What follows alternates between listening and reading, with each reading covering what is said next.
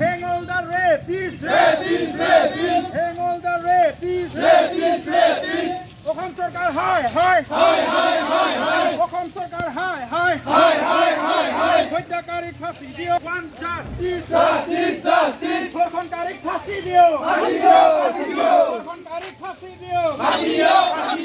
Okham Sarkar high!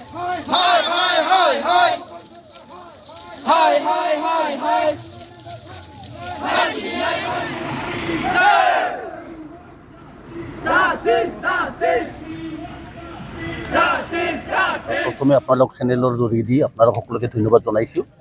जे आमी भालापरा जितु जोआ मे माहत घटना घटिছিল दुजन नाबालिका ছোৱালীক ধৰ্ষণ কৰিছিলে আৰু এজনক হিতু খবৰ লবলৈ জলে হত্যা কৰিছিলে হিৰণময়ী খাখলাৰী তাৰ প্ৰতিবাদত যোৱা 27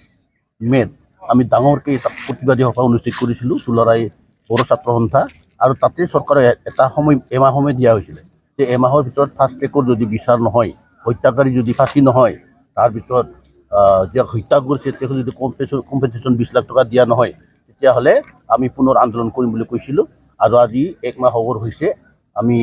আজি 24 তাৰিখ 27 তাৰিখে এক মাহ হ'ব যে আমি চৰকাৰক হুকুনি দিছো যে এই এমাহ পাৰত তেওঁলোকে এতিয়াও একো পদক্ষেপ লোৱা নাই একো ষ্টেপ লোৱা নাই একো খবৰ লবলৈ অহা নাই কোনো মন্ত্ৰী অহা নাই কোনো চৰকাৰী বিষয়া অহা নাই গতিকে আমি ইয়াৰ কাৰণে ঠিকাৰ দিছো চৰকাৰক চৰকাৰে ইমিডিয়েট ইয়াৰ ওপৰত উচিত বিচাৰ কৰিব লাগে আমাৰ যে ন্যায় সেই ন্যায় দাবীত আমি উতল থাকিম আমি এমাহ সময় দিছিলো সেই এমাহ সময় উকলি যোৱাৰ কাৰণে আমি আজি চৰকাৰক পুনৰ হুকুনি দিছো আমি আজি মুখ্যমন্ত্ৰী অসমৰ চিফ সেক্ৰেটাৰী ডিচিৰ যোগেদি মেমৰেণ্ডাম পঠাইছো আমি আশা কৰিছো যে ইমিডিয়েট ইয়াৰ বিচাৰ হওক অন্যথা আমি ইয়াৰ যথেষ্ট উত্তৰ আমি প্ৰতি উত্তৰ আমি দিবলৈ বাধ্য হ'ম আমি অতি দুঃখিত যে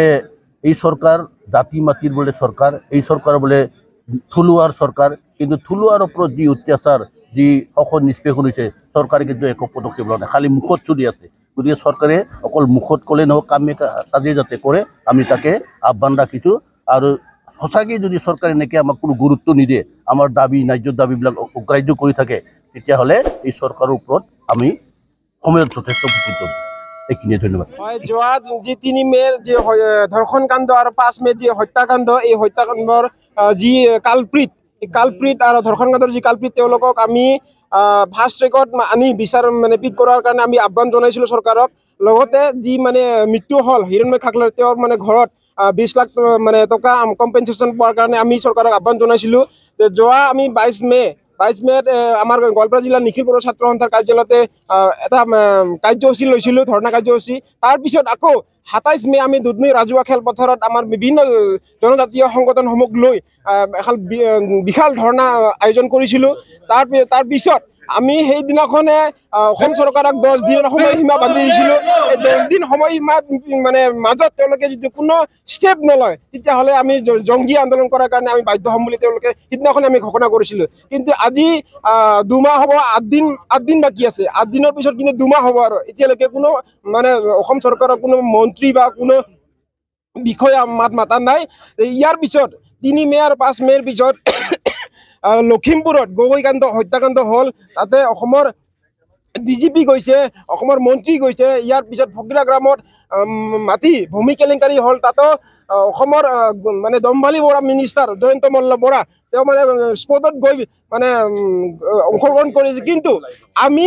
আজি মানে দুঃখিতভাৱে ক'ব লগা হৈছে যে আমি বড়ো হোৱাৰ কাৰণে আমাৰ এই যি বিচাৰ এই বিচাৰটো আমাক ন্যায় দিয়া নাই নেকি আমি ট্ৰাইবেল হোৱাৰ কাৰণে আমাক মানে অসম চৰকাৰে গুৰুত্ব দিয়া নাই নেকি যদি অসম চৰকাৰে এইটোকে ভাবিছে ট্ৰাইবেল সকলক মানে অসমৰ বড়ো বাসিন্দাসকলক বড়ো ভাইসকলক যদি এনেকৈ যদি মানে মাহী আইৰ চুৰ কৰি চাম বুলি ভাবিছে তেতিয়াহ'লে ইয়াৰ পৰিণাম ভোগ কৰাৰ কাৰণে কিন্তু অসম চৰকাৰে সাজু হৈ থাকিব লাগিব।